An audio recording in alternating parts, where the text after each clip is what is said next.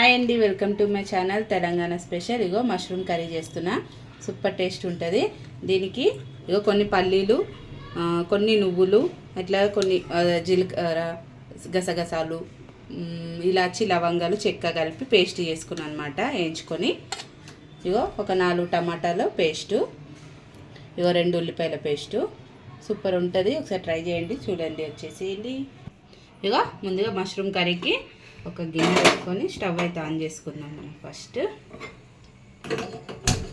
Stove on చేసుకొని గిన్నె పెట్టుకొని కొంచెం వేడవంతా. ఇగో ఒక 2 చెంచాల ఆయిల్ వేసుకుందాం. ఇప్పుడు మనం దీంట్లో 2 చెంచాల ఆయిల్ వేసుకున్న తర్వాత ఇగో కొద్దిగా కసూరి మెంతి. ఆయిల్ మంచిగా హీట్ ఎక్కిపోయింది. దీంట్లోనే ఒక బిర్యానీ ఆకు కొద్దిగా వేగనిద్దాం. ఇక దీంట్లో ఆనియన్ పేస్ట్ కొద్దిగా, ఇక ఆనియన్ పేస్ట్ కూడా వేసుకొని ఒకసారి మంచిగా కలుపుకుందాం. తర్వాత ఒక 2 పచ్చిమిరపకాయలు పొడవుగా కట్ చేసుకున్నాం, ఇవి కూడా వేసుకొని ఈ పేస్ట్ని మంచిగా రెడ్ కలర్ వచ్చేంత వరకు కూడా ఆయిల్లో ఫ్రై చేద్దాం. ఇగో ఒక 2 నిమిషాలు అయితే మూత పెడుతున్నా. ఇగో అవి మంచిగా ఎగిపోయినాయి.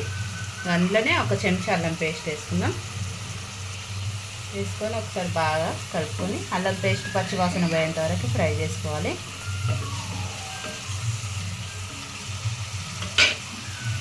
దీంట్లో మనం పసుపు కూడా యాడ్ చేసేసుకుందాం. ఒక 1/2 చెంచా పసుపు వేసుకొని ఒకసారి బాగా కలుపుకుందాం. చాలా సింపుల్గా చేసేసుకోవచ్చు అన్నమాట మష్రూమ్ కర్రీ, ఈజీగా చేసుకోవచ్చు. మీరు కూడా తప్పకుండా ట్రై చేయండి. ఇప్పుడు మనం దీంట్లో టమాటా పేస్ట్ కూడా వేసుకొని కలుపుకోవాలి.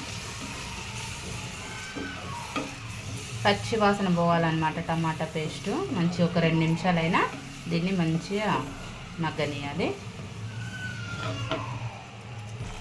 ఇగో ఒక 2 నిమిషాలు అయితే మంచిగా టమాటా పేస్ట్ని నూనెలో మంచిగా వేయించుకున్నాను అనమాట. ఇక దీంట్లో ఒక చెంచా ఏమంటారు ధనియాల పొడి వేసుకొని ఒకసారి మంచిగా కలుపుకోవాలి. ఇప్పుడు దీంట్లో మనం మష్రూమ్స్ కూడా వేసేసుకోవాలి. వేసుకొని ఒక్కసారి కలుపుకుందాం.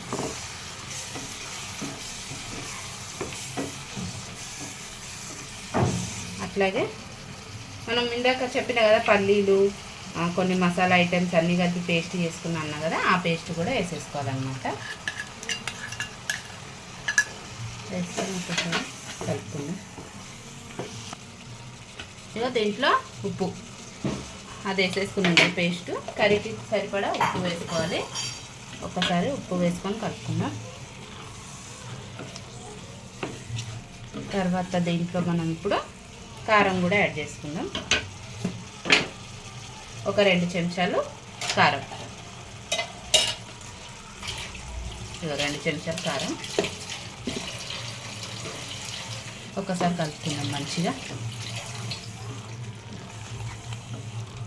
దీన్ని ఒక 5 నిమిషాల దాకా మంచిగా మూత పెట్టుకొని ఆయిల్ పైకి తేలేంత వరకు కూడా మంచిగా మగ్గనియాలన్నమాట. ఇట్లా కలుపుకొని ఒక 5 నిమిషాలు మూత పెట్టుకుందాం. 5 లేకపోయినా కనీసం ఒక 3 నిమిషాలైనా మూత పెట్టుకోవాలి. ఆయిల్ సపరేట్ అయ్యేంత వరకు సిమ్లో పెట్టుకొని మూత పెట్టేసుకుందాం.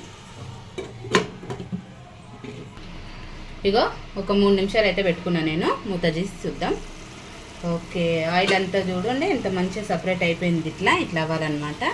ఇప్పుడు ఒక్కసారి కలుపుకొని కొన్ని వాటర్ యాడ్ చేసుకుందాం.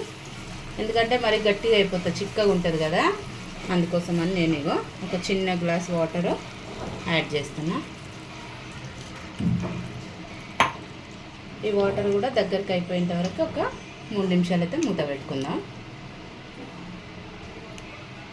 ఒక 3 నిమిషాలు నేను సిమ్లోనే పెట్టుకున్నా.